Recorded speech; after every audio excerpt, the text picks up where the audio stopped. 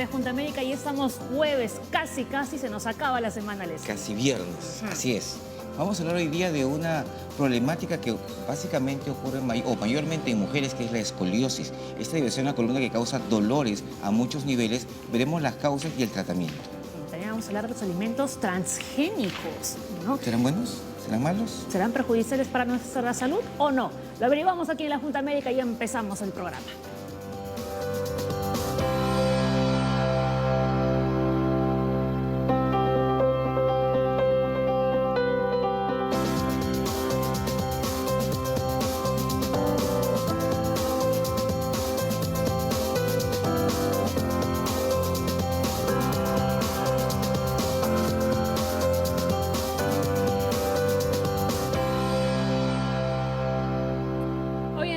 Hablamos de la escoliosis, como decía Leslie, ¿no? Esta desviación de la columna lateral, que no se produce por las malas posturas. No, esto vamos a ver ahora con los expertos, que hay una escoliosis idiopática, con la cual la gente poco a poco comienza a desviar la columna y no hay una causa aparente, y causas secundarias que vamos a ver posiblemente por traumatismo, por infecciones, por muchas cosas que pueden ocurrir. Pero no significa que porque yo, por ejemplo, me siente así, puede tener una escoliosis. No, ahí ya te viene otro tipo de malformaciones. No, porque hay muchas personas que pueden pensar que por tener una mala postura de repente durante toda su vida o durante gran parte de su vida van a generar una escoliosis después. No. Eso sí, no existe una causa, como tú mencionas, esa no es una causa aparente, pero sin embargo la gente deberíamos sentarnos adecuadamente. Eso es verdad, pero cuesta adoptar una buena postura durante las 24 horas del día hasta cuando dormimos. Sí, y sobre todo, por ejemplo, las secretarias, gente que trabaja en la computadora, está todo el rato así.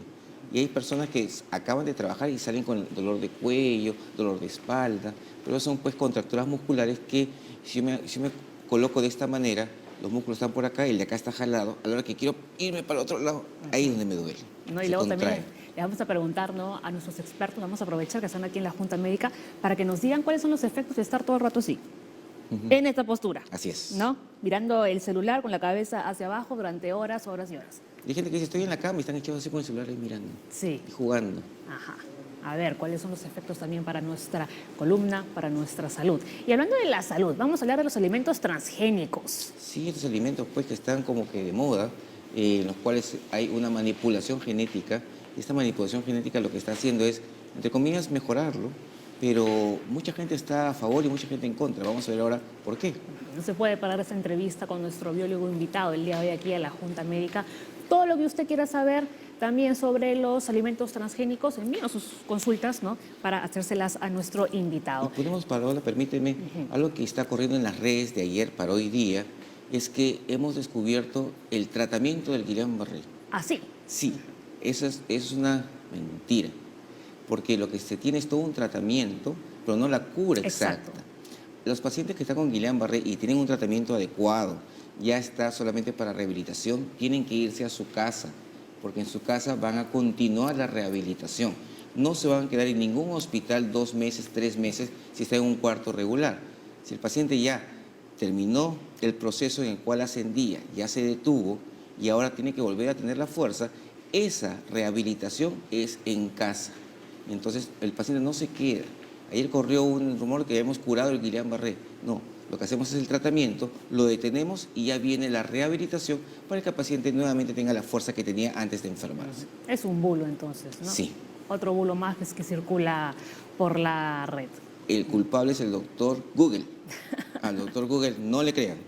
Ok, y que quede claro, ¿no? Ayer hicimos un programa especial sobre el Guillain-Barré. Si lo quieren ver de nuevo, lo vamos a publicar, ¿no?, en la cuenta de la Junta Médica en el YouTube, ¿no? Sí. Porque hay muchas personas que incluso tienen temor de ir al hospital porque piensan que se les va a contagiar el SIDA. Así es, el programa de ayer fue fundamental, fenomenal, porque el programa de ayer hemos hablado de todo lo que es científicamente comprobado, lo que realmente funciona y lo que realmente no funciona. Hemos hablado incluso de alimentos que corren por la red de que no debe consumirse. Si alguien consume yogur le va a dar Guillain-Barré, si come pollo le va a dar Guillain-Barré, si come hot dog le va a dar Guillain-Barré, que nos encantó las preguntas porque eso ayuda a despejar las dudas.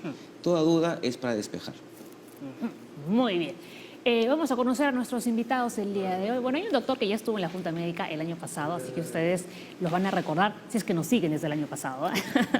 El traumatólogo Felipe Cabel, ¿no?, del Hospital Hipólito Unanue, y también el doctor Miguel Urday, traumatólogo pediatra del Hospital del Niño de Breña. Ahora conversamos con ellos, pero antes vamos con estos datos, Leslie, ¿no?, para poner en contexto a nuestra audiencia sobre la escoliosis. La escoliosis es una anomalía que produce una curvatura hacia los lados de la columna vertebral. La curvatura puede tener forma DS o C. Sus causas son variadas, siendo la más común la escoliosis idiopática, de origen desconocido, lo que mencionábamos, ¿no? Porque mucha gente tiene esto, mayormente mujeres, y que no tenemos una causa aparente. ¿Qué es idiopática? Idiopática significa que tenemos una enfermedad cuyo origen no se conoce. Es desconocido. Es desconocido. Eso básicamente es idiopático. Muy bien, para que nos quede claro. Vamos con el tercer dato. Ahí está, ¿no? La escoliosis es más común al final de la niñez y el inicio de la adolescencia, cuando el crecimiento es más rápido. Ahí se empieza a notar, digamos, esta deformidad. Así es, porque justamente ahí comienzan pues a crecer los huesos, a orientarse, y por algo se comienzan a desorientar y comienzan pues esta curvatura que va a marcar pues su posición y todo su movimiento en el futuro. A continuación tenemos otro cuadro explicativo, ¿no? A ver, tú lo lees, la clasificación, ¿no? La escoliosis idiopática se clasifica por edad. En los niños de 3 años o menos, escoliosis infantil; de 4 a 10 años, escoliosis juvenil; y los niños mayores de 11 a 18 años, escoliosis de adolescente. ¿No? Y poco a poco vamos a ir desglosando estas etapas con nuestros médicos invitados. Así que nos vamos para el otro lado del estudio de la Junta Médica. Como ya saben, como todos los días les decimos, estamos en vivo, así que ya pueden empezar a enviarnos todas sus consultas a través de las cuentas de las redes sociales, o si no, pueden hacerlo llamando ya a la Junta Médica, que es el 619-0747. ¿Me voy ubicando? Así es. No corras, ¿ah? No. No te vayas a caer. Bueno, menos mal tenemos a traumatólogos aquí en el estudio, por si te sucede algo. Como ya se los habíamos presentado, está el doctor Felipe Cabel, traumatólogo, y también el doctor Miguel Urday, traumatólogo pediatra. Hoy hablamos de la escoliosis. Doctores, ¿esto es más frecuente en las mujeres que en los varones? Buenos días, buenos días, doctor. Primero agradecerles por la invitación y felicitarlos por el nuevo formato, y mucho más dinámico también, y con más cositas para aprender, ¿no? Que eso es importante para educar. Y más tiempo, doctor. Y más hora tiempo y media también. Ajá. Bueno, en realidad la escoliosis tiene una mayor predilección o una mayor preponderancia en mujeres, ¿no? Pero tampoco no es que sea algo tan definido, ¿no? Algo que también es muy importante es que hay que diferenciar que hay una escoliosis en el crecimiento, pero también hay una escoliosis en el adulto, que son de patologías completamente distintas, ¿no? El tratamiento también va a ser distinto. Una cirugía en un niño o en un adolescente es completamente distinta a una cirugía en un adulto, ¿no? Claro. Los objetivos son completamente distintos. Y por otro lado, dentro de lo que mencionaron de las escoliosis idiopáticas, que son las más comunes, la más común es la del adolescente, que es más o menos entre un 80 y un 85% de la estadística general de lo que es la escoliosis idiopática, ¿no? Porque también tenemos otros tipos que ya tienen otro tipo de alteraciones que van a traer el problema en la columna. Claro, si uno nunca se trata la escoliosis, ¿a qué puede llegar? ¿Cuáles son las consecuencias?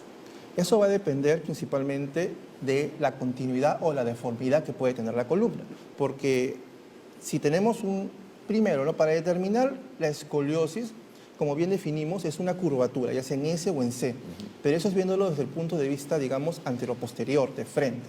Pero también debe haber un componente rotacional.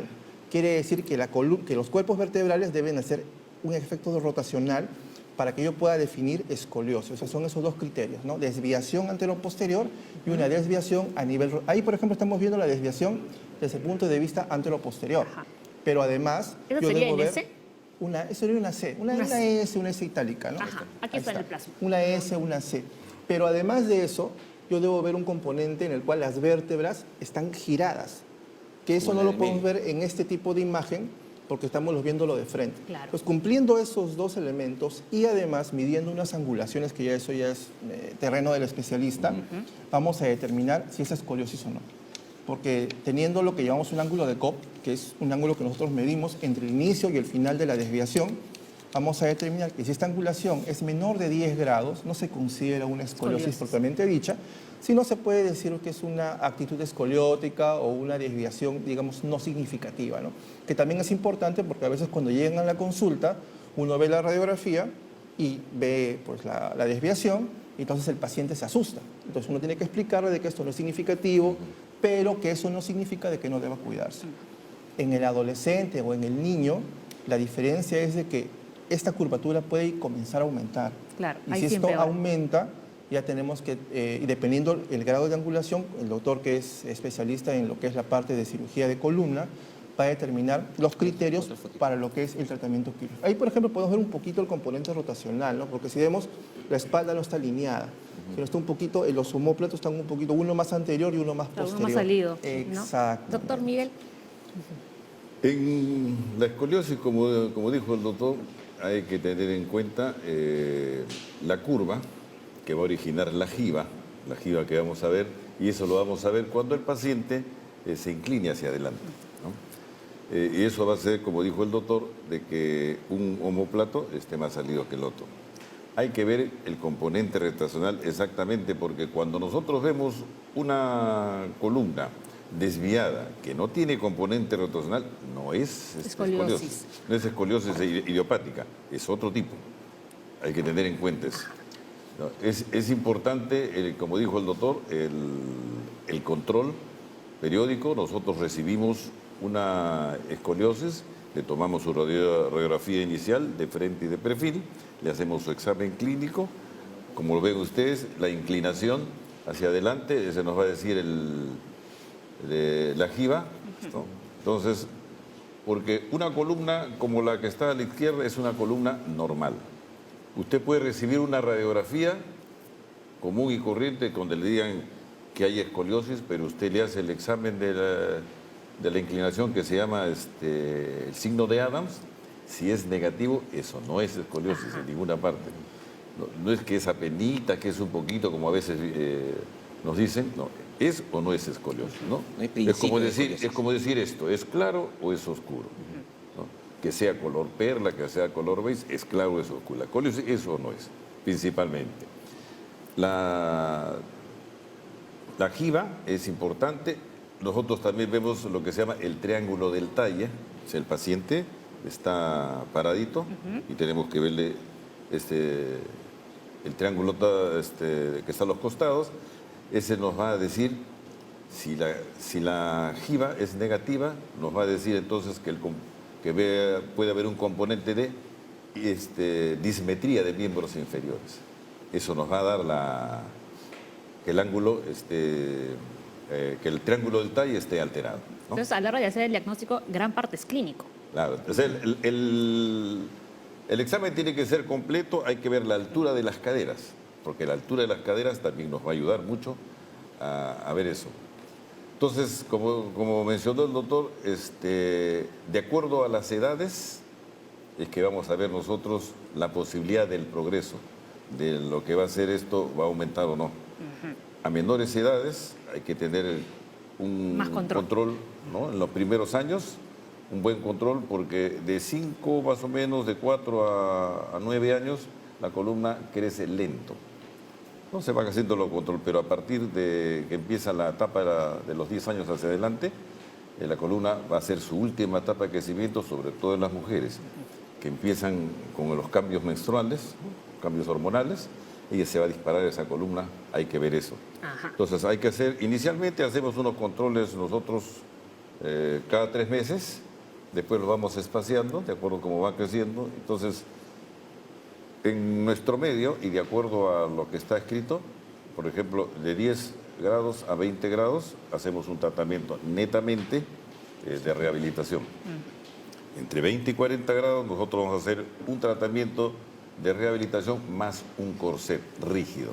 Luego vamos a hablar del corset, doctor. Ya. Vayamos parte por parte. Tenemos hora y media todavía. Claro, ya. Okay. Algo que quería recalcar también es que estamos hablando de escoliosis idiopática, como el doctor Leslie mencionó, son aquellas en las que se dice que no se sabe por qué, ¿no? O sea, se han hecho, porque para llegar a ese diagnóstico hay que hacer el descarte de las otras patologías. Entonces, cuando yo ya he visto que no hay ningún otro problema, hablo de idiopática, ¿no? Pero también se ha visto que hay un componente genético últimamente, ¿no? En este tipo de patologías, o sea, todavía está en estudio, ¿no? O sea, que hay una predisposición a desarrollar esta escoliosis. Pero también tenemos que pensar que hay escoliosis de tipo estructurales y no estructurales. Las estructurales serán aquellas en las que el problema está en la propia columna y aquellas no estructurales serán aquellas en las que el componente no es columna, ¿no? Por ejemplo, una lumbociatalgia, una posición antálgica, que es cuando uno toma una posición por dolor. Entonces, si me duele la columna, la espalda, me curvo, ¿no? Entonces eso puede causar una escoliosis de tipo idiopática, ¿no? Algo que también mencionaste y que, bueno, yo tengo un criterio en este sentido, ¿no? Que son las malas posturas. Las malas posturas sí pueden llevarte a una escoliosis, pero ¿en qué sentido? Si tenemos un componente, por ejemplo, de hiperlaxitud ligamentaria, en un paciente que tiene demasiada flexibilidad, ¿no? Los pacientes que vemos en los circos, ¿no? Que son demasiado flexibles. Entonces, ¿qué pasa? Que si estas personas no tienen un fortalecimiento muscular desde niños y toman una postura viciosa, ¿no? Como yo le digo a mis pacientes en el consultorio, ¿no? Que estar haciendo la tarea como culebra en el sofá, que con el celular como si fuera pues enroscado en la cama, eso quizás una vez si lo hacen no va a haber problema, pero si eso lo tomamos como costumbre, eso a la larga puede traer, si tenemos un componente de hiperlaxitud, una desviación de la columna. Entonces sí puede traer, pero si no cuidamos o no corregimos estas malas posturas a largo plazo. Pero obviamente en un adulto es más difícil que se produzca este tipo de problemas, ¿no? Pero sí hay que tener mucho cuidado en los niños, sobre todo por las malas posiciones. Las mochilas, ¿no? A veces el uso exacerbado, a veces las mochilas llevan demasiada carga y estamos hablando pues de un niño que pesará ¿cuánto? Un niño pesará 30 kilos, 20 kilos, que esté llevando una mochila que pese 5 kilos, estamos hablando casi del 10% de su peso corporal, que vaya y regrese, va a traer problemas posturales. Lo pone en un solo brazo. Lo pone en un solo brazo, entonces... O sea, sí puede generar, por ejemplo, el hecho de llevar una mochila muy pesada durante tantos años a la escuela, una escoliosis. Claro, o sea, porque es una carga, porque tú no sabes, primero, cuánto tiempo este niño está transportando la mochila. ¿No? Hay papás que llevan a sus niños en buses desde un lugar a otro, que son media hora, una hora, que imagínense, ya es una carga, lo multiplicas por 2, por 5, por 30, por 8 meses. Entonces, mira cómo está haciendo esto que puede traer problemas. No he dicho que sean todos los casos, pero son la prevención. Acá tenemos que trabajar mucho, sobre todo en estos problemas, en la prevención. Si no educamos, pueden haber problemas. Y en esos pacientes, esa desviación probable con hiperlaxitud se pasa de entre 10 a 20 grados o va más allá. Puede. Por ejemplo, si tenemos, por ejemplo, un paciente tipo Marfan o un Ehlers-Danlos, esto puede aumentar la desviación y en este caso ya, como el doctor bien dijo, dependiendo el grado de deformidad, va a ser el tratamiento que tenemos que dar. Entonces acá hay que tener bien claro que esto podría ocurrir en personas que tengan algo de fondo, ¿no? Una hiperlaxitud en la cual pues, uno puede poner los brazos hasta el otro lado, se puede estirar, esa gente que se mete en las cajas y se envuelven ahí, eso si tienen posiciones viciosas podrían llegar a una escoliosis. Pero igualito, todo el mundo debemos tener una buena postura. A ver, doctor Miguel, ¿qué dice? ¿De acuerdo? Bueno, si estamos hablando de escoliosis idiopática, eso es netamente estructural. Si estamos hablando de escoliosis congénita, también, porque esa es una alteración en la formación de las vértebras. Si estamos hablando de una neuromuscular, que son las tres más comunes, el predominio de la enfermedad de fondo, que es una enfermedad neurológica muscular, nos va a dar un problema de estructura. Los que, digamos, se conocen como escoliosis no estructurales, que son funcionales, tenemos que tratarlas generalmente solo con rehabilitación. Ahora, lo que decía el doctor sobre, por ejemplo, el uso de las mochilas pesadas, yo siempre les recomiendo que si van a usarlas y se van a ir hacia adelante, ¿qué va a pasar? Que la musculatura de la espalda no se va a desarrollar.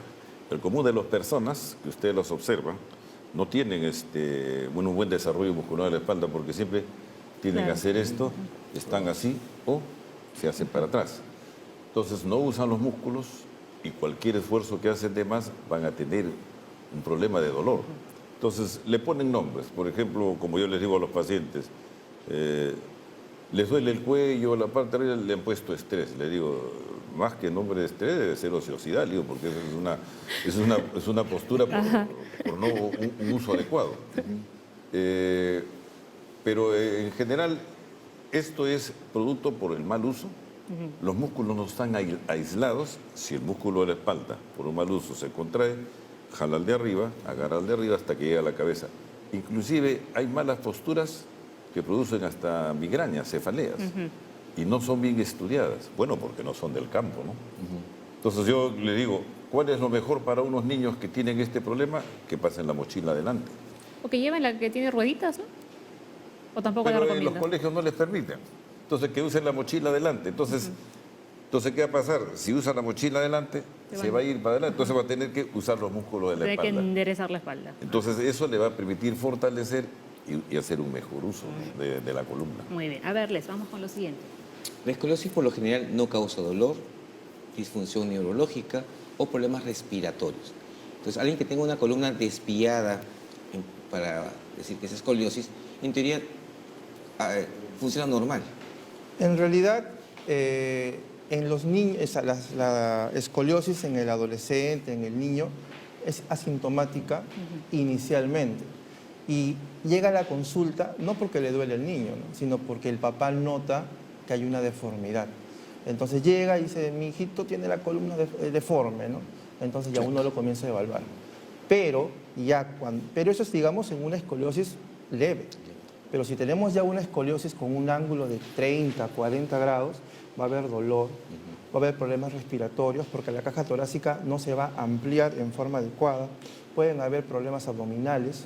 Entonces, pues estas son escoliosis más severas, ¿no? Pero la escoliosis per se, la clásica... Como no la de ese causa niño, por molestias. ejemplo, doctor, que Claro. puede pasar desapercibido. Puede pasar. El papá se va a dar cuenta porque si te das cuenta, a nivel de las escápulas, una está un poquito más arriba que la otra. Entonces se va dando cuenta, ¿no? Como también el doctor mencionó, la línea del talle, ¿no? O sea, la cinturita Se va. está un poquito, una más arriba que la otra. Y en mujercita sobre todo más, ¿no? Porque la mamá es más acuciosa, porque quiere ver que la niña camine bien, que tenga una buena postura. Entonces le comienza a llamar la atención y van a la consulta. Si son escoliosis leves, educación, ejercicio, es muy importante el ejercitar la columna dorso-lumbar. También acá hay mucho sedentarismo, ¿no? Los niños actualmente ahora no hacen ejercicio. Su ejercicio es el PlayStation en fútbol, en la Copa del Mundo, y las mujercitas en el baile del aparatito, ¿no? Entonces, no hay un ejercicio. Y el no ejercitar No se van a va a jugar hacer que la columna pierda esa estructura. Es como un puente, ¿no? Como el puente Rayito de Sol, ¿no? Tenemos un poste con tirantes. Si estos tirantes se debilitan, este poste se va a ir hacia un lado o hacia el otro. Igual pasa la columna. La diferencia es que en una viga de acero yo cambio la viga y lo soluciono. En el cuerpo no. Esta asimetría de fuerzas va a tener una deformidad que muchas veces ya no se puede corregir. Y las personas que se van al gimnasio, que dicen tengo mi columna chueca, no al gimnasio, tienen que pasar primero por ustedes para que lo evalúen, para ver si requiere o no el gimnasio, porque podría ser hasta perjudicial en algunos casos. O si carga peso, por ejemplo. Bajo peso, ¿no? O sea, depende uno cómo quiera fortalecer. Se le dice ya que tu entrenador te haga tren inferior, que fortalezca piernas, que haga la parte de acá con bajo peso, o que haga otras actividades cardiovasculares. También depende del objetivo del Funcionales, ¿no? paciente. Funcionales. Claro. Para también, por ejemplo, si tú haces un CrossFit, si tienes problemas de columna no lo vas a tolerar. El CrossFit es mucho más intenso. pues, ¿no? Exacto, Claro. porque trabajas mucho más, hay mucho más Sí, movimiento y sí. equilibrio de fuerzas. Pero si tú te vas entrenando poco a poco, este dolor va a ser menor. El ejercicio, para mí, que yo siempre recomiendo es natación. Vacaciones. Es un Perfecto. En ejercicio... realidad todos los médicos siempre recomiendan Sí, natación. ¿no? es completo, el agua fortalece, calma el dolor, porque es como un masaje interno completo. Basta que te metas a la piscina para que haya una contrarresistencia, para que trabajes. No hay contrapeso, no hay gravedad, entonces... Te relaja. Te relaja, perfecto. En el dolor de espalda, por ejemplo, cuando un niño está en crecimiento, en la escoliosis, hay que ver, si tiene dolor, hay que averiguar la causa del dolor, porque esto no da, la desviación no da dolor. Ahora, en cuanto al ejercicio, que dice el doctor, es el ejercicio para fortalecer la espalda muy buena, pero no corrige la postura, ¿no? El problema es ese. Por ejemplo, la mala postura es una de las cosas más difíciles de curar, siendo algo tan simple, porque el 90% del tratamiento depende de la voluntad del paciente. El paciente dice, me olvido, no tengo tiempo, ¿quién se va a acordar? Yo he tenido hasta una paciente, el colmo, que me dijo, no hay una pastilla que me enderece. Entonces le dije, la verdad que no estoy tan adelantado. Busquen en el internet, ¿no? En Derecina no hay en Perú. Porque yo no tengo tiempo, me dije, me olvido, me dijo, ¿no? Entonces, esas cosas, por ejemplo, ocurren. Entonces, por eso, por ejemplo, Entonces, doctor, no es que no tenga tiempo, es que no se lo toma en serio. Sí. Ajá. No es que no tenga tiempo, es que no se lo toma en Ah, serio. sí, no se lo tome en serio. Ajá.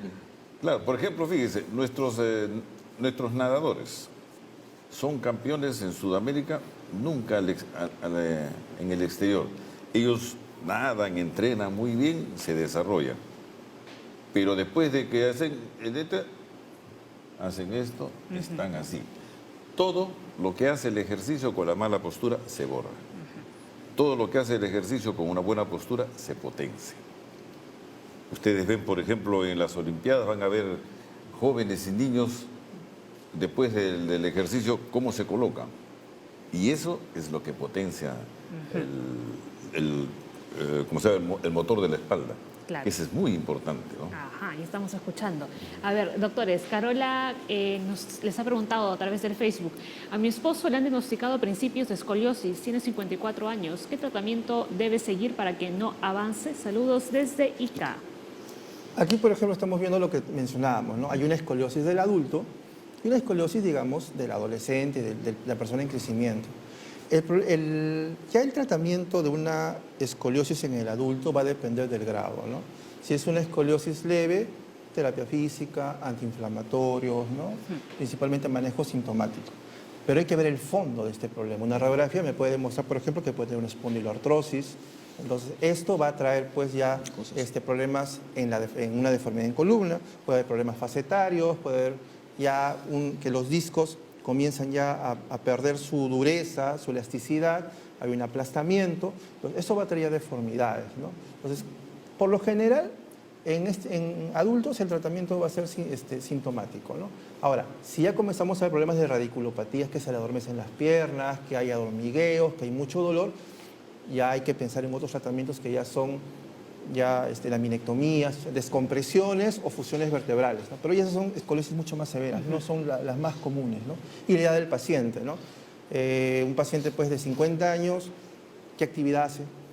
Por ejemplo, una persona que tiene una escoliosis y es un estibador, pues mucho riesgo, mucha carga. Entonces hay que tratar de evitar que haga mucha carga, ¿no? Sobrepeso, la obesidad también, un índice de masa corporal muy alto, la obesidad, espondiloartrosis, trabaja con carga, una mala triada para que esto mejore. Entonces, a veces son cambios de conducta los que van a hacer que esto mejore. Y si no, dependiendo, y que la curvatura comience a aumentar, que esta escoliosis se haga más progresiva con el tiempo, y hay que pensar en cirugía. Pero en el caso de ese señor, ¿le haría falta una rehabilitación, por ejemplo, o no? Si la escoliosis es leve, terapia física y antiinflamatorios, y ver pues qué tiene de fondo, si está con sobrepeso, si tiene una espondiloartrosis, tipo de ritmo, labor que realiza, todito eso va a influir. O muy gordos o muy flacos. Porque si son también muy delgados no tienen masa muscular. Claro. Y si no hay masa muscular, tampoco va a ser efectivo cualquier tratamiento. O sea, los extremos son malos. No, lo importante en alguien que tiene escoliosis adulto hay que ver, ¿duele o no le duele? Porque lo que comanda acá es eso, el dolor.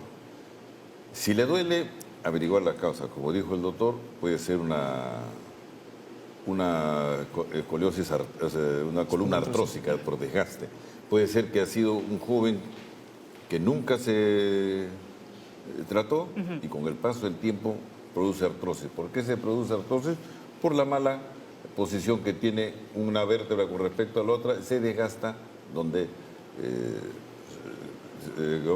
se desliza más, ¿no? Hay que ver si hay de fondo una osteoporosis. Las personas sedentarias hacen osteoporosis. Entonces, cualquier movimiento de esfuerzo hacen fracturas que son, no se dan cuenta. Simplemente me duele, pastilla para el dolor, le duele, pastilla para el dolor, le toman la radiografía y ven el aplastamiento vertebral. Claro. Y esos son dolores tremendos.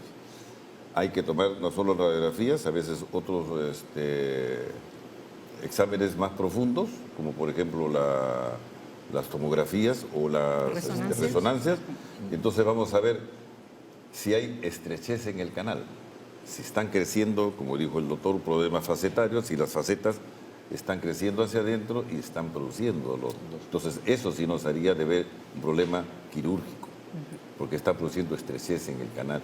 Entonces, produce los famosos calambres, la debilidad, la persona camina unos metros y ya no puede, se le adormecen las piernas. Entonces eso ya hay que tratarlo.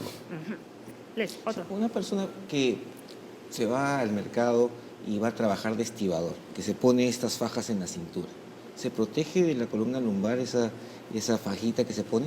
Esas fajas no tienen ningún tipo de protección a nivel lumbar. Lo que pasa es que confunden las hernias inguinales, que son, ahí sí una faja te protege porque mejora la pared, a las hernias, digamos, discales. Claro. Acá el problema, la faja no te va a ayudar. Y es más, en algunos estudios, yo he hecho un poco de salud ocupacional, se ha demostrado que pueden ser incluso contraproducentes. Porque si tú te colocas algo que te aprieta, ¿qué pasa con tu musculatura? La atrofias. Entonces, es peor. Entonces, y lo vuelves más bien dependiente de la faja. Y también se ve, por ejemplo, el uso de corsé, por ejemplo, a veces en adultos mayores. A veces yo soy muy cuidadoso del uso del corsé, porque si es una persona que tiene todavía actividad física, yo lo mando a hacer fortalecimiento para que trabaje, yo le digo, su faja natural, ¿no? Que es su musculatura. Tenemos una consulta a través del teléfono. María dice, tengo 48 años y hace 6 meses me diagnosticaron escoliosis y osteoporosis. ¿Qué consecuencias puede traer esta enfermedad? Importante acá, la osteoporosis no duele. Entonces, mucha gente dice, me duele la espalda porque tengo osteoporosis. Falso. Y te pienso de citometría ósea. Exacto. Entonces, lo que va a doler es la consecuencia de la osteoporosis, ¿no? La disminución de la estructura ósea, la mineralidad ósea, el aplastamiento. Eso va a traer ya una escoliosis, ¿no? O puede traer una espondiloartrosis. Puedes tener la columna derechita, pero hecha destrozada por una espondiloartrosis. Y eso es lo que va a causar dolor. ¿Qué le recomendaría a esta persona? Tu tratamiento para la osteoporosis tiene 48 años. Mujer que vaya a hacer sus exámenes, puede hacer terapia de reemplazo hormonal, puede hacer terapia con calcio, con su densitometría ósea. Hay una variedad de tratamientos, ¿no? Y la escoliosis puede ser que la haya tenido siempre y nunca se haya dado cuenta. Entonces, ¿qué pasa? De que como ya le diagnosticaron, ya también se sugestionan, ¿no? Tengo osteoporosis, ya se desvió mi columna y ya me comienza a doler. Entonces, educación. Principalmente eso. A ver, doctor. En estos casos, por ejemplo, primeramente, por supuesto, hay que examinar al paciente, ¿no? Examinarla, ver si lo que dicen, como les dije hace unos momentos, si lo que es verdaderamente es solo una apreciación imagenológica, de que digan de que tiene una desviación y se le examine y no tiene. En cuanto a la osteoporosis, a veces una columna osteoporótica del adulto no se aprecia y la paciente tiene dolor y se le informan que la radiografía es normal. Entonces, algo que me enseñó uno de mis profesores fue medir los muros, se llama, la parte anterior y posterior de la vértebra. Entonces, a veces me tomo ese tiempo, ¿no? Entonces, comienzo a medir los muros anterior y posterior y veo si hay proporción. ¿Cuál muro está más dentro? Porque la vértebra, cuando se ve, debe ser cuadradita. Entonces, si se ve que comienzan los muros a tener menos longitud, entonces podemos saber de que eso se está fracturando insensiblemente, aparentemente, o pequeños dolorcitos. Y eso nos va a indicar de que la osteoporosis se está actuando, fracturando la columna sin que se den cuenta. Ahora, osteoporosis más escoliosis. La pregunta, ¿qué consecuencias puede traer? Número 1, deformidad. Tanto antero-posterior como lateral. Y eso sí va a causar dolor. Y eso puede aumentar. ¿Ustedes han visto esas señoras que caminan así? Sí. Con una gila. Sí. Esa es osteoporosis que ha producido una deformidad por no tratamiento. Ajá. No se le ha hecho la densitometría adecuada y no se le ha hecho el tratamiento de rehabilitación adecuada. Esas personas sí deberían usar corset. Entonces le podemos decir, ¿no?, a la televidente que nos escribió que no se deje y que vaya de inmediato al médico para que le dé un tratamiento y esto no siga avanzando, ¿no?, y tenga las consecuencias que usted está diciendo. Así es. Muy bien. Antes, no solamente hay como deformidades en la columna, estamos hablando de la escoliosis, ¿no? Pero también tenemos otro problema que es la cifosis, que viene a ser ya la famosa joroba, ¿no?, que se presenta. Y eso lo tienen justamente ya las personas de tercera edad porque ya pierden esa fuerza. Entonces, solitos ellos se van encorvando y ya llega un momento en el que ya no pueden levantarse, ¿no? Entonces, Claro, y no se mantienen rectos. exacto. Y Y hay que evitar eso colabora en la mala postura. Claro. Exactamente. A ver, otra consulta, antes de irnos a la pausa. Esto me gusta, esta consulta. Norma dice, ¿un quiropráctico puede corregir la escoliosis? La escoliosis es un problema estructural.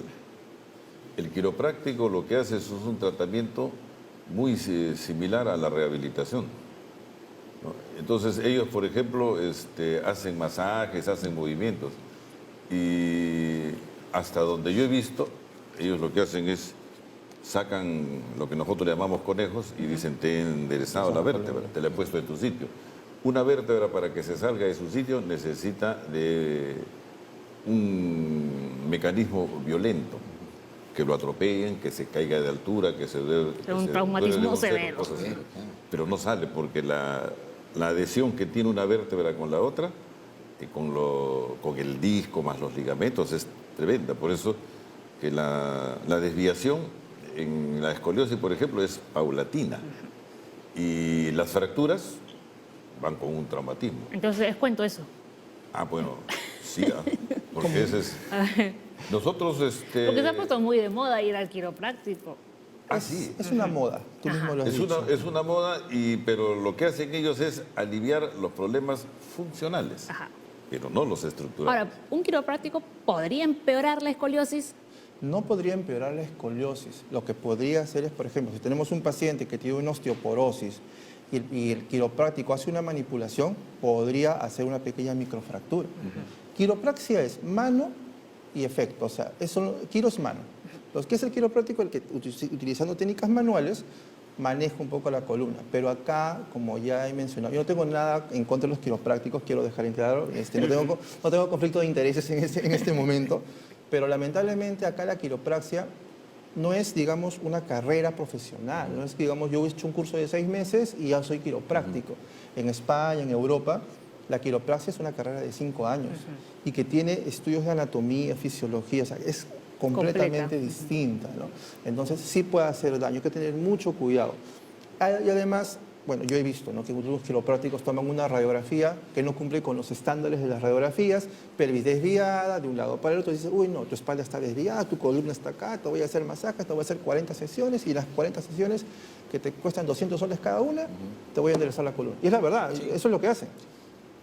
Terminan las sesiones, hasta peor acaba. Entonces hay que tener mucho cuidado, ¿no? Porque esto no es un tratamiento, no es una técnica para mejorar molestias, más no te va a enderezar la columna. Ya ves, Leslie, no vayas. Mentira. Inclusive a veces, Leslie no va al quiropráctico. inclusive a veces llegan a la 9ª sesión y le dicen, no, necesita 10 más. Y Porque siga pagando. Y claro. siguen. Cuidado, señores. A ver. Tenemos una llamada telefónica de Patricia de Cajamarca. Hace 3 meses me diagnosticaron escoliosis y además tengo hernia discal. ¿La operación podría mejorar ambos diagnósticos? Lo sabremos eso después de la pausa. Así que espérenos, manden sus consultas que estamos en vivo.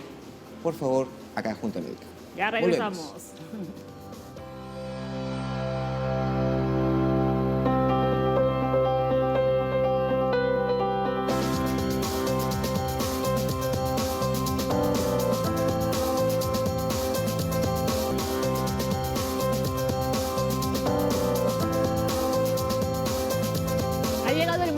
De hablar de los alimentos transgénicos aquí en la Junta Médica, y para ello hemos invitado a Ernesto Bustamante, ¿no?, biólogo molecular. Ernesto, muy buenos días. Buenos días, Bienvenido Paola. al programa. Buenos días, doctor Soto, gracias. Es un tema polémico realmente, ¿no? Sometido a mucho debate. Sí, es verdad, especialmente en la última década en Perú, o década y media, ha estado sometido a mucho debate, es verdad. ¿Qué son los alimentos transgénicos, para explicarle bien a la población?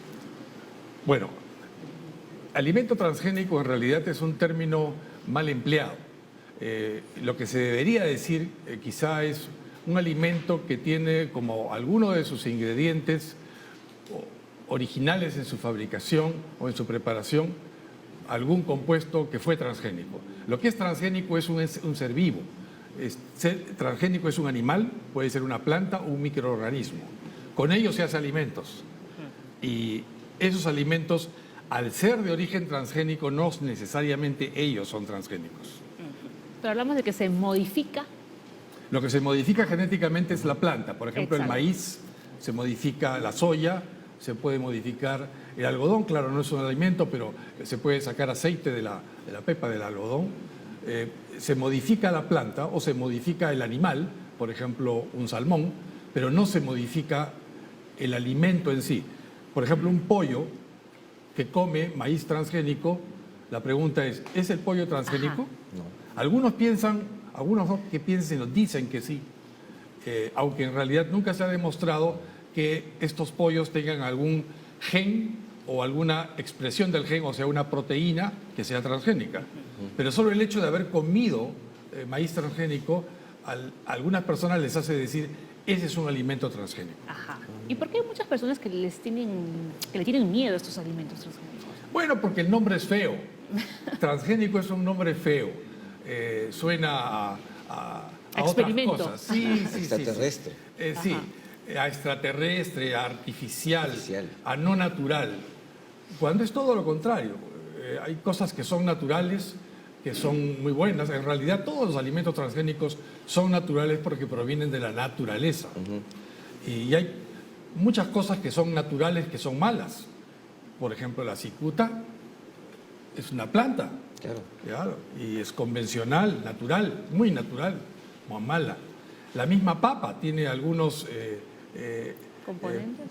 toxinas, por ejemplo la solanina, que si uno pudiera comer muchas papas, 20, 30 kilos de papas, se puede intoxicar.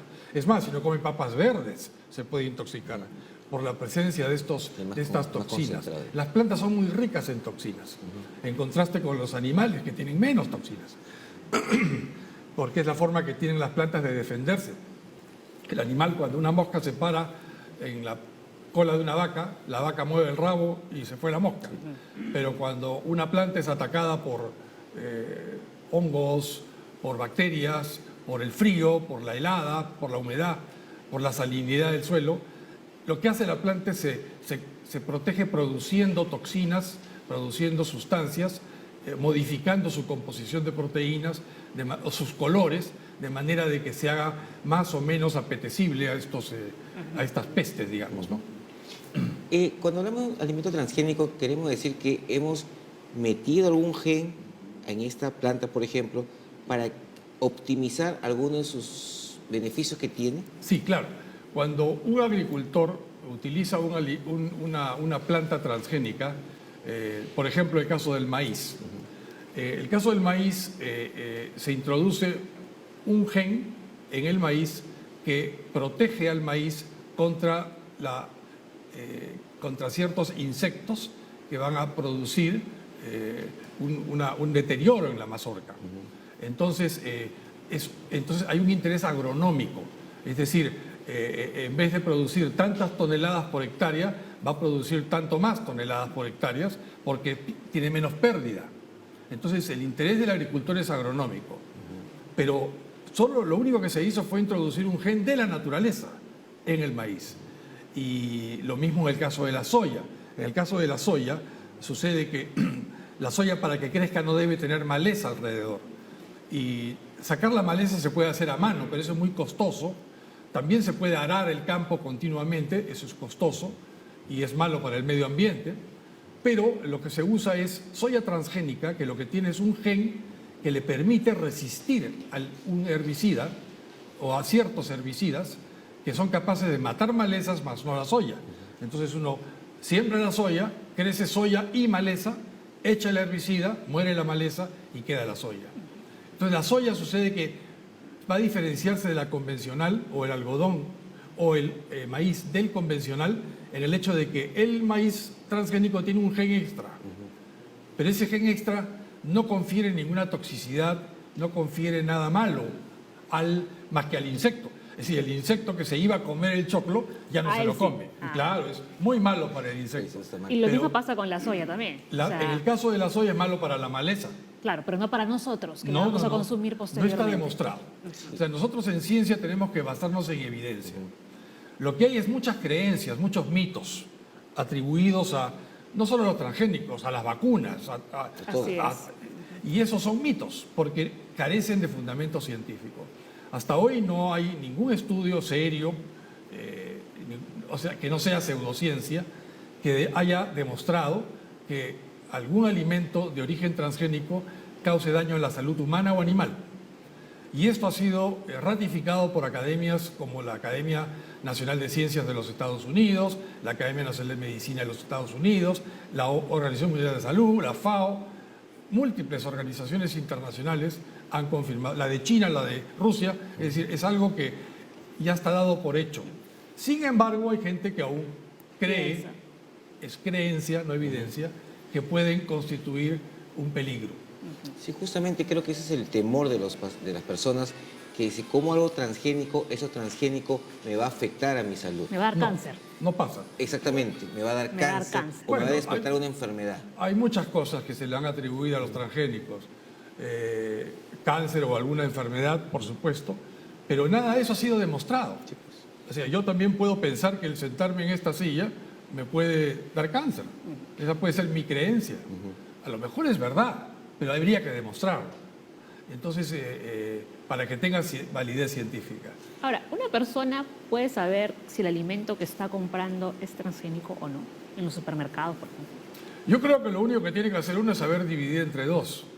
Prácticamente la mitad de los artículos que hay en un supermercado moderno tienen componentes transgénicos.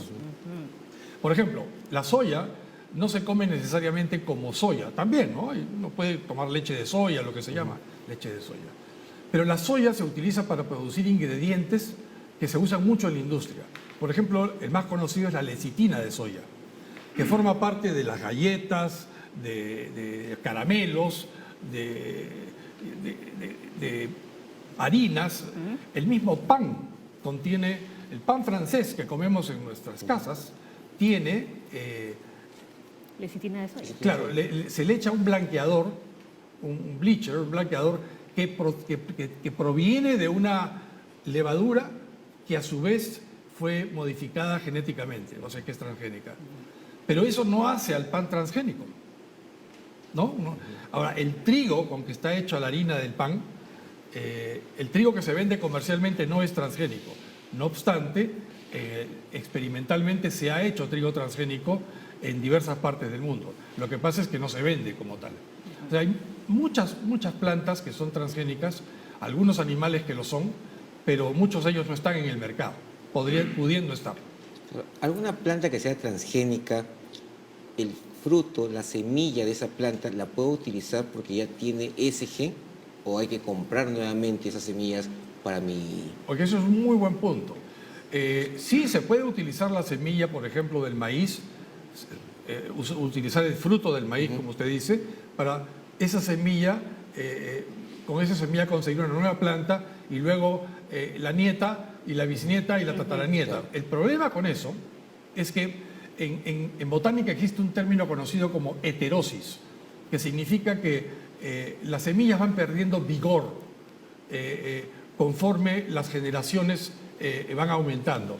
Por eso, el agricultor que realmente quiere hacer plata compra semillas, no necesariamente transgénicas. En el Perú está prohibido transgénicos, comprar semillas transgénicas. Pero sí se venden semillas llamadas híbridas. Y un agricultor que quiere tener una buena productividad por hectárea, necesariamente compra semillas. Entonces, ¿por qué? Porque toda semilla, sea transgénica o no, pierde vigor, pierde capacidad de producir la misma cantidad de toneladas por hectárea en la siguiente generación y en la siguiente y en la subsiguiente. Ahora, Ernesto, ¿un alimento transgénico o un vegetal, por ejemplo, significa que va a crecer más rápido que uno que no lo es? Si es que esa es la característica que uno ha buscado.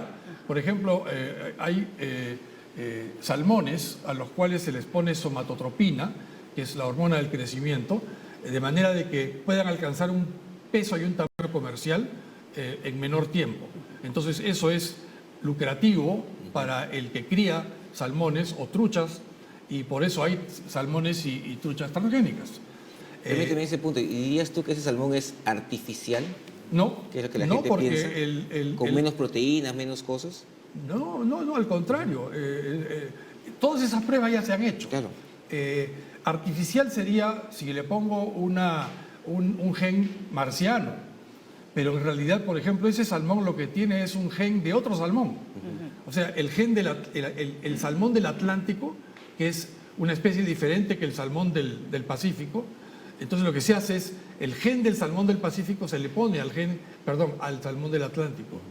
Y luego a este se le hace crecer a una velocidad diferente. Con sus propiedades normales. Sí, claro, produce carne y la gente lo compra en los supermercados, ¿sí? Y lo mismo ocurre con el pollo. Bueno, el pollo en sí no es transgénico. Ah, ya. Lo que es transgénico Es el alimento que le da. En el Maíz. Perú, el 60-70% del maíz amarillo duro, que es un alimento del pollo, es transgénico. Pero no porque se cultive en el Perú. Se cultiva en Argentina, en Australia, en los Estados Unidos, en Brasil, en Paraguay, en Bolivia. Y nos lo venden a nosotros. Y en el Perú tenemos una ley, la ley de la moratoria de los transgénicos, que en mi opinión es una ley antinacional, una ley que no debería existir porque lo que hace es le quita la oportunidad al agricultor peruano de producir su propio transgénico.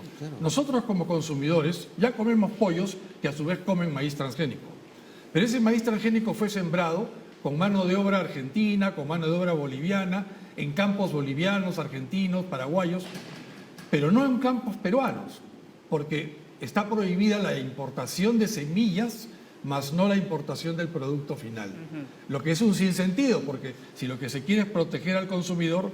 No deberían permitir la entrada de... Así es, así es, al final es lo mismo. Al final es lo mismo. Pues, y el agricultor de verdad, para sembrar pues, una hectárea, gasta bastante, gasta en fumigación, mano de obra, y pierde muchas veces sus cosechas por las pestes y tantas cosas. Así es, Las plagas, el ¿no? ser agricultor realmente es casi un arte, porque vienen las plagas, vienen las sequías, exceso de lluvias y naturalmente no solamente es cuestión de tener tecnología a nivel de una mejor semilla, con biotecnología como por ejemplo el uso de transgénicos, sino sistema de rotación de cultivos, análisis de suelos, en fin, la capacidad que debe tener el agricultor peruano debe ser todo. O sea, es como lanzar un soldado a combate y decirle, mira, te voy a dar todo menos granadas. Está bien, se puede defender con pistolas, pero las granadas también son importantes. Claro. El agricultor peruano está en desventaja frente a los agricultores de los países vecinos. Se le ha quitado la capacidad de poder tener un arma importante que tiene en los mercados internacionales décadas de uso y cuyos productos están ya en nuestros mercados. Y los consumimos a Los diario. consumimos sin ningún problema. Hasta hoy nadie ha muerto o enfermado por consumir un producto transgénico. Bueno, Ernesto, entonces podemos concluir, ¿no?, la entrevista diciendo que los alimentos transgénicos no van a dañar a nuestra salud. No, definitivamente no se ha demostrado que puedan dañar la salud humana o animal. Pollo que come maíz transgénico y peruano que come pollo que come maíz transgénico no se ha de enfermar por haber comido maíz transgénico ese pollo. Ajá. Perfecto, entonces estamos bastante claros que básicamente es mucho mito, mucha creencia de que algo transgénico es artificial, que no tiene ningún producto alimenticio, que le quita las propiedades a las plantas, para nada. Sigue siendo lo mismo. Esas son ideas, son hipótesis de trabajo que se tuvo hace 30 años, muy razonables, por supuesto, porque era algo nuevo, pero con el correr de los años ya se ha demostrado que eso no es así, porque no se ha encontrado evidencia en contrario. No vamos a esperar 200 años. Y si ya hemos esperado 200 años y como en 200 años no ha habido ningún daño, entonces podemos decir que son seguros. Porque si no, hasta ahora no estaríamos usando penicilina, ni vacunas, ni antibiótico alguno. Entonces, porque en todo caso siempre hay un periodo de prueba para toxicidad o para daño posible al humano. Entonces, no confundamos alimentos transgénicos con alimentos artificiales. No. Es Porque que alimento artificial no hay. No hay, Bueno, entonces. alimento artificial no alimenta, pues, porque para que sea alimento Miento, tiene que tener... le quito o la carne- etiqueta alimento. Lo que hay es alimento convencional y alimento no convencional. Y el no convencional suele ser el llamado transgénico.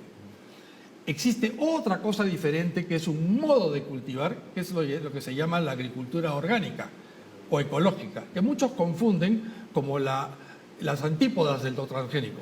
Y no tiene nada que ver lo transgénico con lo ecológico o lo orgánico.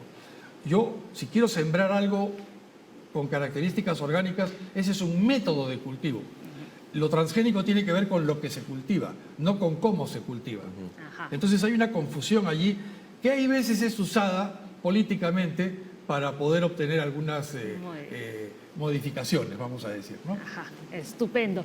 ¿Qué tema para más interesante? Por supuesto ¿verdad? que sí, porque hemos aprendido que las plantas transgénicas realmente tienen un componente que ayuda a que algo las beneficie y el consumo de estos productos no ataca al ser humano. Ya se han hecho estudios y vemos que es algo bueno. Ya lo Así es. saben, cuidado con la información que circula en Internet, que Muy es bien. falsa, ya lo dice Ernesto. Muchísimas gracias por haber estado en el Gracias, programa. Paola. Gracias, doctor Soto. Gracias. Nos vemos, hasta la próxima. Gracias. Vamos a la pausa, pero antes tenemos ya otra consulta para nuestros doctores en la mesa de la Junta Médica. Francisca dice, ¿una persona de 70 años puede operarse para curarse de la escoliosis? Ahora lo sabemos, después del corte, ya volvemos.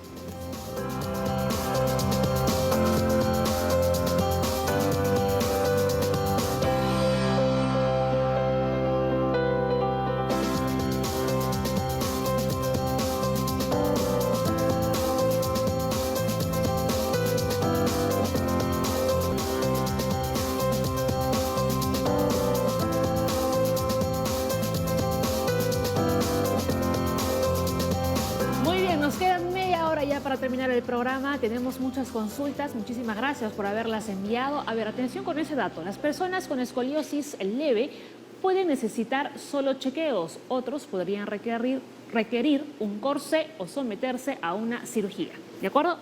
Conforme, como les decíamos, va a depender el grado de angulación, el tratamiento que tenga la persona, ¿no? Ángulos de COP entre 10 a 20 grados, tratamiento es chequeos, controles, ejercicio, analgésicos. De 20 a 40 grados aproximadamente ya hay uso de corsé. Y ya más de 40 grados se habla de tratamientos quirúrgicos. ¿Y este corsé se pone 24 horas al día? Para dormir también. Claro, los corsets se usan, son corsets rígidos Ajá. que ¿Y cómo? no pretenden corregir la columna, sino simplemente tratar de postura. detener la Ya. desviación. El avance de la escoliosis. Así, tratar de detener la desviación más rehabilitación. A partir de los 40 en nuestro medio se usa la cirugía.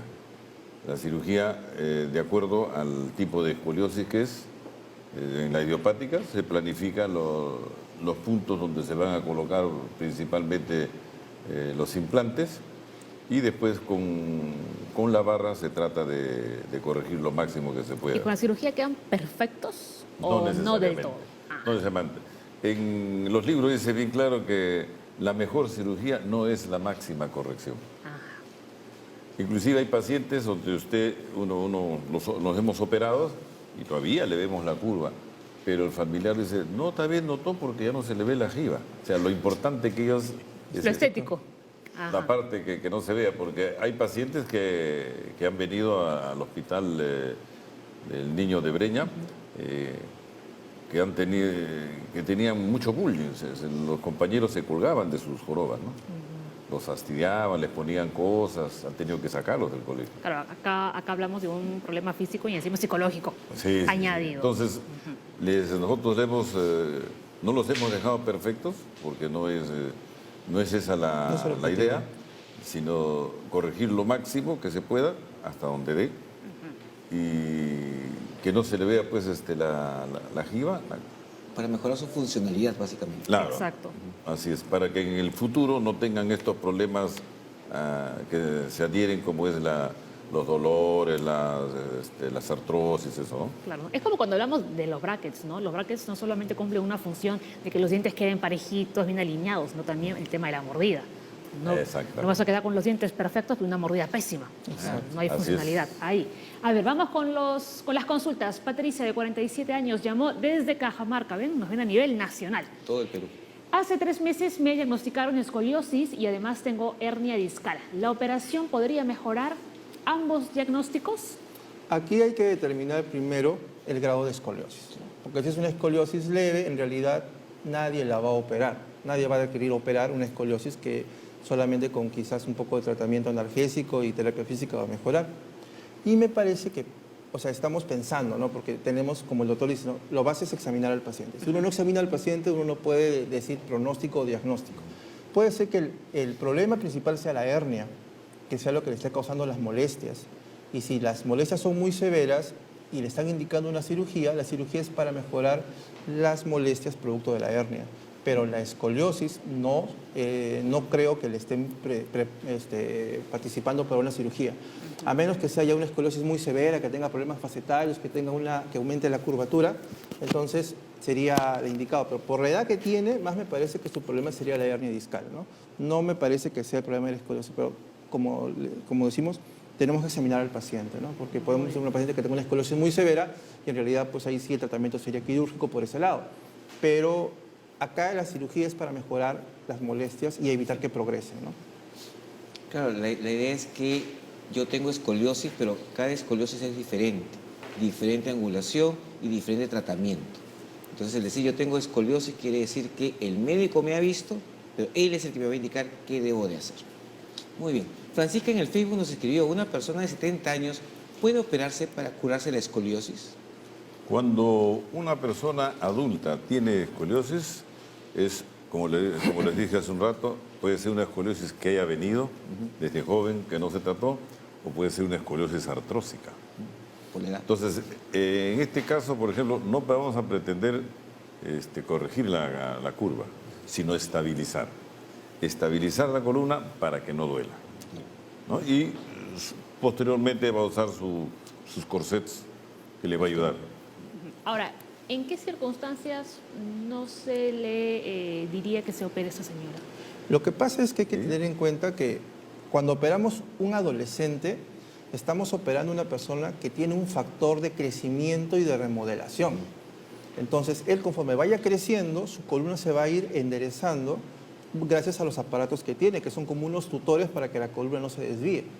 Pero en una persona ya mayor de 70 años, no esperamos corregir la escoliosis. Lo que tenemos que hacer es evitar que haya más colapso, evitar que haya compresión, evitar que haya mayor desviación. Entonces, hacemos descompresiones, laminectomías, foramectomías, o hacemos fusiones vertebrales. Quiere decir que esta columna que se está comenzando a desviar, la voy a dejar en una posición que ya no se va a desviar más, pero no pienso corregirla.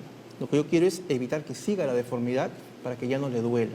Que son objetivos distintos. En el adolescente es que con su plasticidad corrija, no al 100%, como nuestros profesores decían, solo Dios y los tontos son perfectos. Entonces, no podemos dejar algo perfecto, tenemos que dejarlo funcional. Si no es funcional, no sirve. Entonces yo prefiero que quede, es más, como hemos dicho, hay angulaciones hasta de 10 grados en escoliosis o desviaciones escolióticas que no se tratan.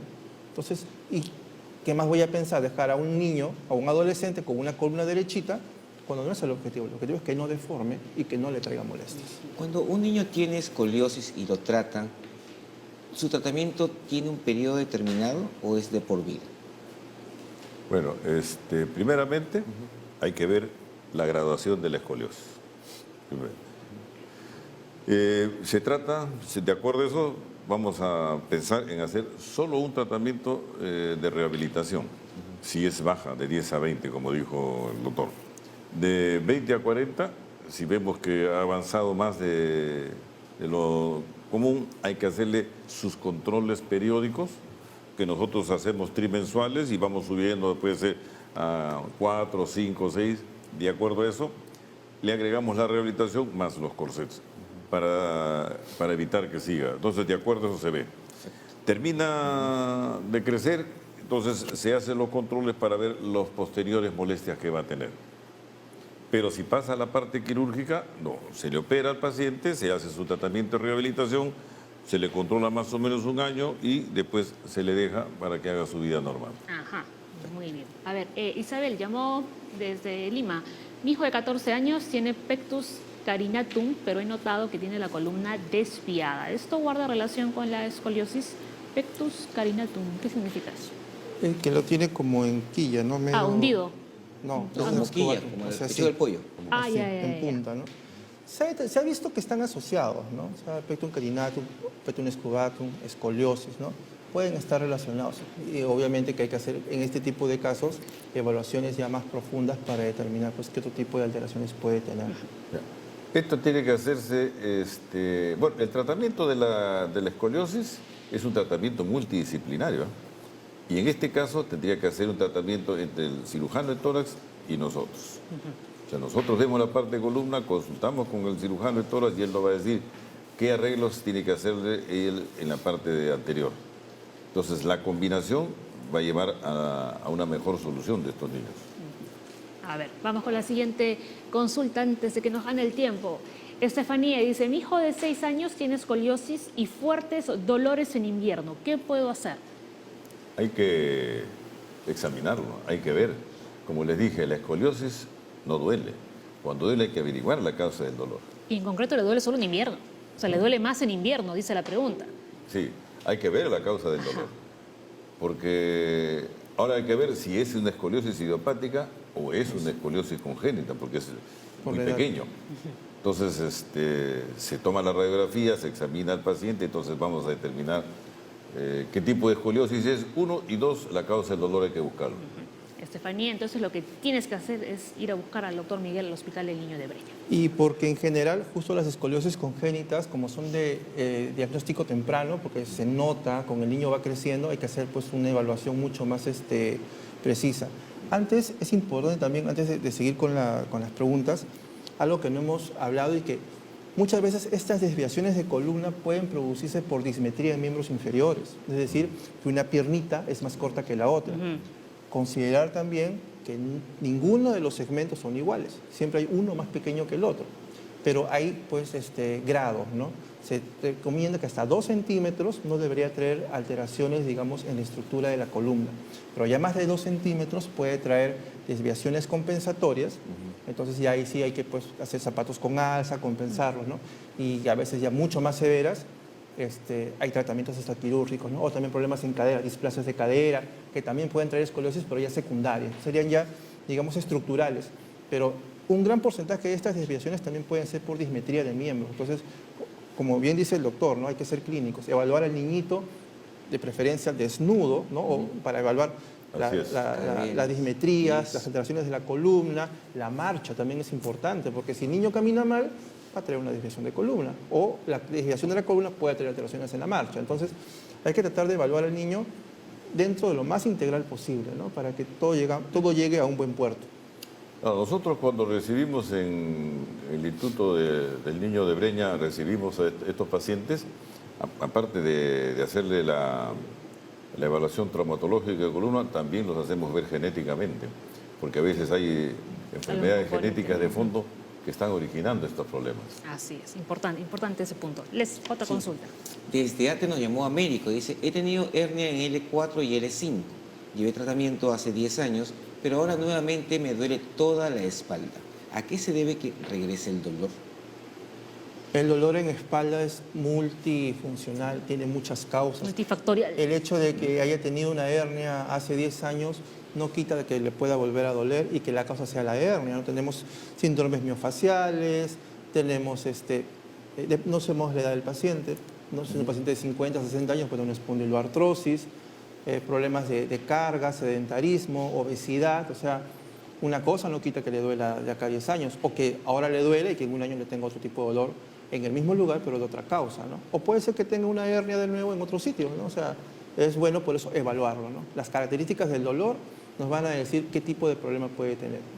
Y los problemas de dolor de espalda a la cabeza no es escoliosis, son síndromes miofaciales, que son contracturas a nivel muscular y eso causa dolor. Sí, bastante. A ver, por favor, recuerden que siempre que nos manden sus consultas, así como nos indican de dónde están llamando y su nombre, la edad, importante, básico, para que los doctores puedan orientarlos mejor. Una consulta, se están vendiendo esos polos, camisetas para la columna, que dice que te refuerza la columna. ¿Son útiles? Todo ortésico no va a ser útil mientras yo no fortalezca la musculatura. O sea, estoy haciendo lo más fácil la vida, pero no le estoy dando el tratamiento adecuado. Si yo le coloco un corrector postural, ¿qué va a pasar cuando le saque el corrector? Vas a volver a la posición viciosa. Esto mucho pasa también, por ejemplo, en las oficinas, ¿no? 8 horas trabajando, sí. Uno llega, ¿no? Derechito. Pero no mantienes la postura toda la jornada. A las 3 horas ya estás así. Sí. Y a las 6 horas ya estás ya como pavo para Navidad, ¿no? Con el cuello agachado porque ya te duele todo. ¿Por qué? Porque no hay pausas activas, no hay actividad física. Entonces, eso a la larga va a traerte problemas. Entonces, es importante no buscar los aparatos a menos que el especialista los indique. Exacto, claro. ¿No? Porque si yo voy a comprarlo, el telemarketing, tiene una evaluación médica, me puedo hacer hasta un daño. La estabilidad de la espalda va a depender del funcionamiento muscular. O sea, los músculos se contraen como dos poleitas y uno está derecho. ¿Ok? Si nosotros le ponemos uno de esos aparatos que usted me dice, entonces ¿qué va a pasar? Lo que vamos a hacer nosotros, vamos a jalar los hombros hacia atrás. Pero ¿en qué momento funcionan los músculos de la espalda? No funcionan. Si no funcionan, por eso, como dijo el doctor, se le saca y se cae. O sea, lo que estamos haciendo es mal.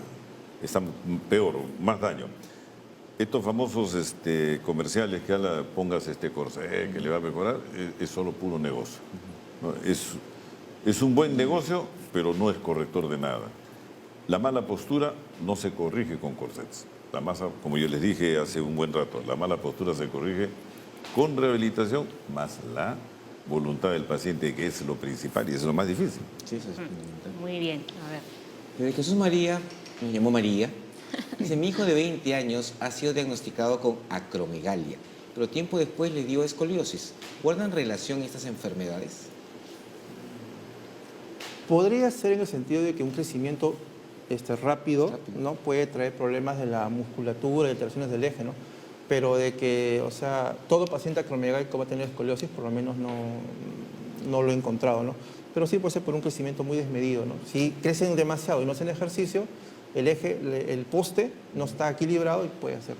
Y también porque como son muy altos, la gente más bajita se agachan para escucharlo y para hablar. O se suben a la combi, tienen que estar agachados, Sí, no se sí, sienten tienen que estar incómodos. dobladitos. Las camas tienen que extenderlas porque ya no entran en la cama, entonces eso puede traer problemas.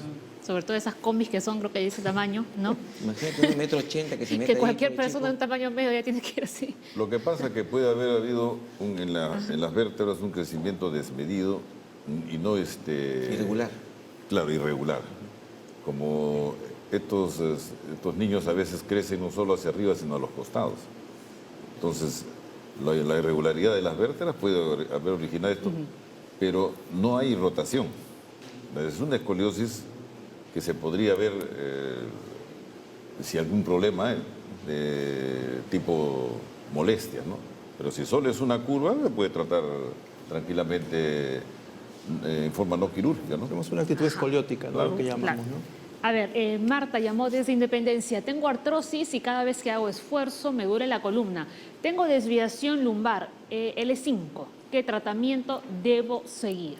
Primeramente, en estos problemas de artrosis hay debilidad posterior muscular, hay debilidad ósea, entonces hay que fortalecer la zona, hay que estabilizarla externamente. Aquí sí podemos usar, por ejemplo, habrá que ver la edad también, ¿no?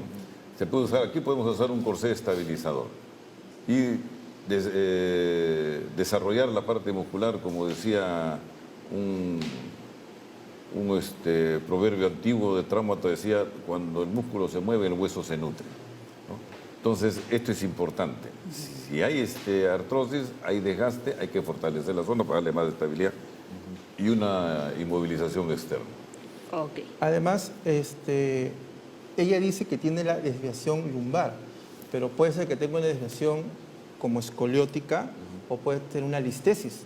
Entonces, una listesis puede causarle dolor y va a depender el grado de listesis. A veces hay que hacer hasta fijaciones para que esto no siga desviándose, ¿no? Entonces, igual una buena evaluación para ver qué tipo de desviación tiene, ¿no? O una dismetría O también. una dismetría también. A ver. Rosa en el Facebook nos escribe y dice, tengo 22 años y me diagnosticaron escoliosis lumbar. Actualmente hago CrossFit y pesas y no siento dolor. ¿Es necesario operarme para corregirlo?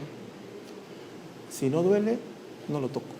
Esa es nuestra pilar en medicina, ¿no? Si no duele, ¿para qué lo vas a tocar? Se observa. Exacto.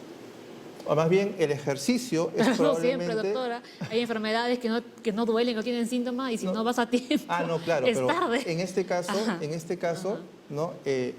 Más bien el ejercicio lo que puede estar haciendo es favorecerla, fortaleciendo la musculatura. Ajá. Entonces, eso sí es bueno, ¿sabes? O sea, en este caso, operarla, por sí, desde el momento que hace CrossFit y hace pesas, yo asumo de que no es una escoliosis pues severa, ¿no? Porque una escoliosis severa no podría ni cargar nada por dolor, ¿no? Entonces, no es necesario.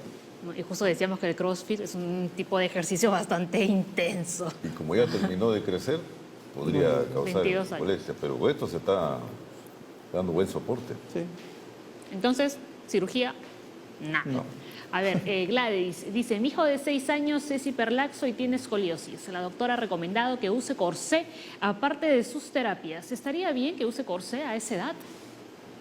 Va a depender del grado de desviación que tenga, ¿no? Ahora, la hiperlaxitud, como mencionamos, es un problema en el cual pues sus ligamentos, sus tendones son muy laxos, muy, digámoslo, son fofos, ¿no?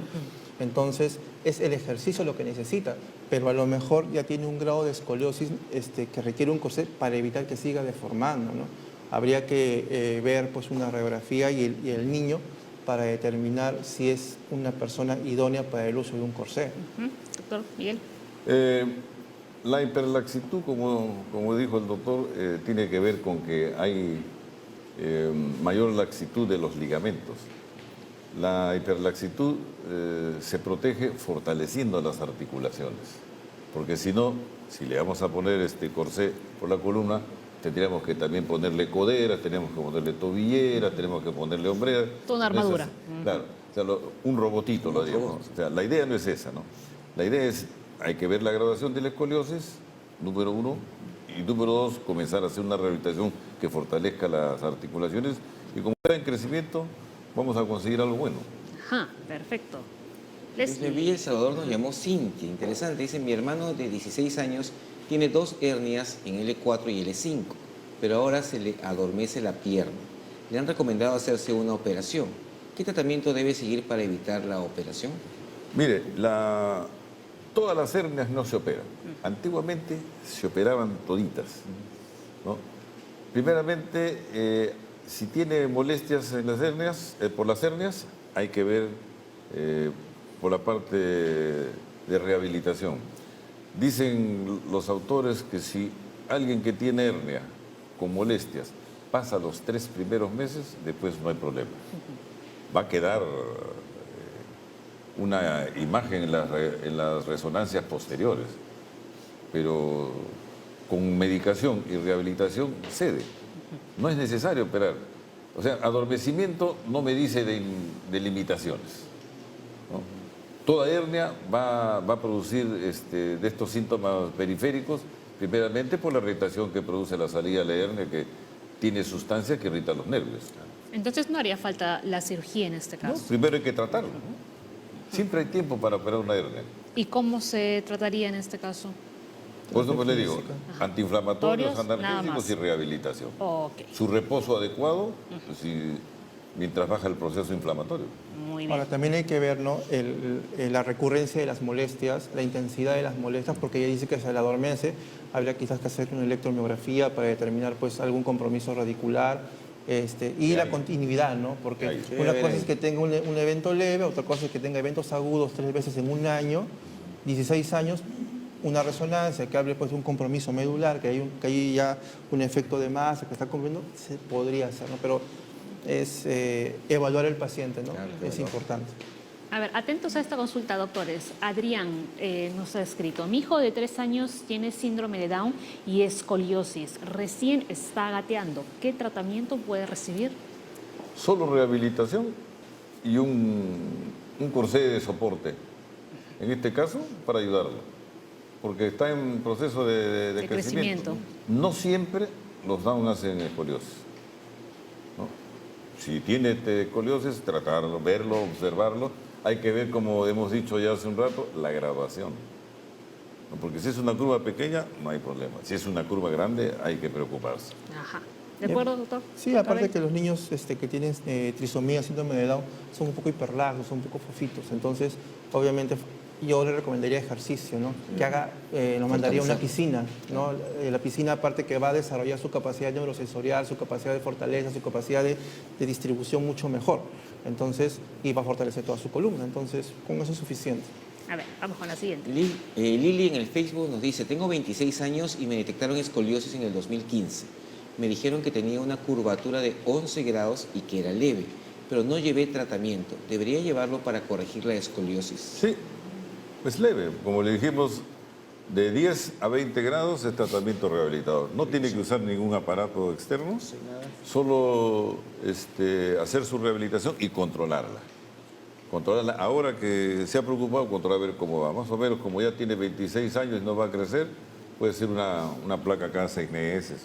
Ahora, lo que acá sí ella dice es, debería llevarlo para corregir la escoliosis. Entonces, acá recordar, la escoliosis no la vamos a corregir. No. Lo que vamos a hacer es evitar las molestias. Entonces, ese es el objetivo. Entonces, y también hay que ser bien claro cuando llegue el paciente, ¿no? O sea, yo no te voy a corregir la columna porque no necesitas una corrección. Lo que voy a hacer es mejorar tus dolores, mejorar tu molestia para que tengas una vida pues mucho más activa. Muy bien, vamos con la siguiente. María Rosas, a mi hijo de 10 años inicialmente le dijeron que tenía escoliosis, pero luego de una radiografía de miembros inferiores nos dijeron que tenía una dismetría de 1.5 en su pierna. ¿Esta dismetría puede causar escoliosis? Pero es lo que le llamamos una pseudoescoliosis, ¿no? Claro. Es un problema funcional, más que de estructura. O sea, la diferencia de medida de las extremidades va a hacer que la pelvis se tuerza, ¿no? Ajá. Entonces va a haber esa curva. Va a compensar. Se corrige la descompensación, no hay Y ya ningún está, problema. no va a ser escoliosis. No. Ajá. Vamos con la última ya. Con última pregunta en el Twitter nos han escrito, Nicole nos dice, tengo 19 años y fui diagnosticada de escoliosis lumbar, pero últimamente tengo dolor de espalda y cadera. Fui al gimnasio hace 3 años. ¿Algún tratamiento para mejorar el dolor? Tiene una escoliosis, probablemente si está yendo al gimnasio debe informar a su instructor que tiene pues un problema en columna, porque puede estar quizás abusando de la carga, ¿no? Y este abuso de carga no solamente va a traerle problemas a nivel dorso-lumbar, sino también puede traer problemas en caderas porque puede estar abusando de la carga, ¿no? Y además de abusar de la carga, de repente hacer los ejercicios con una posición incorrecta. Exacto, siempre hay que tener mucho cuidado. Por eso es que en los gimnasios tienen espejos, no para que se vean estéticamente, sino para que vean cómo están haciendo la posición, cómo está la espalda. No para hacer esto. Claro. Ni para tomarse selfies tampoco. No para el selfie o para lucirse, sino para ver cuál es la posición adecuada para que hagan un buen ejercicio. Ajá. Ahora, hay que comprobar que sea una escoliosis. Claro. Primeramente hay que comprobar. Número 1 con el examen, número 2 con la parte radiográfica, y de acuerdo a eso vamos a ver si es que era una escoliosis. La graduación, como ya hemos dicho, y entonces corregir la parte dinámica de la columna. Y eso nos va a ayudar. Es muy bien. Ya. Bien, entonces hemos visto hoy día lo que es escoliosis. Han visto ustedes que hay varios grados. Quien lo va a determinar es el traumatólogo y cada persona tiene un tratamiento diferente. No hay un esquema único, puesto que cada persona es un individuo único y hay que darle tratamiento específico. Si alguien me dice que tengo una u otra enfermedad, hay que ir a ese especialista para que nos diga realmente qué grado o qué avance tiene esta enfermedad y qué tratamiento debo de recibir. Y recuerden que lo que buscan los médicos es la funcionalidad. Claro. Nuevamente, reforzamos esa palabra. Que trabaje bien. ¿No, doctor? Así es. Ya, lo último, antes de irnos. Bueno, yo les recomendaría que siempre sean evaluados correctamente, que vayan donde el especialista que conoce esto, porque a veces, o sea, quien los oriente, no quien los confunda, porque generalmente el paciente se confunde. A veces lo ve alguien que no es especialista de columna o se dejan llevar por lo que dicen otras personas y entonces escogen el camino incorrecto y entonces esto le va a producir las molestias que van a venir a continuación. Que sean evaluados adecuadamente, clínicamente, radiológicamente, para que puedan un tratamiento adecuado. Felipe. Bueno, acá simplemente recordarles que la mayoría de los problemas de columna son leves, entonces no requieren mayor tratamiento que vida saludable, ejercicios y pues controles posteriores. Ahora, si vemos de que a futuro estos problemas están empeorando, pues ya el médico, el especialista determinará el tratamiento adecuado. Pero tenemos la suerte de que la mayoría de estos problemas son de tratamiento solamente conservador, ¿no? Vida saludable, alimentación saludable, actividad física y evitar pues todo aquello que puede exacerbar la carga. A ver, doctores, buena postura. Nos colocamos bien para Todos, despedirnos. todos. Los chicos también, los camarógrafos también. Bueno, hasta mañana. Mañana ya saben, la Junta Médica, hablamos no de la salud mental. ¿Qué toca, Leslie? Acumuladores compulsivos. Las personas que acumulan todo y que no pueden deshacerse de las cosas. A las 10 de la mañana los esperamos. Chau, chau. Buen día.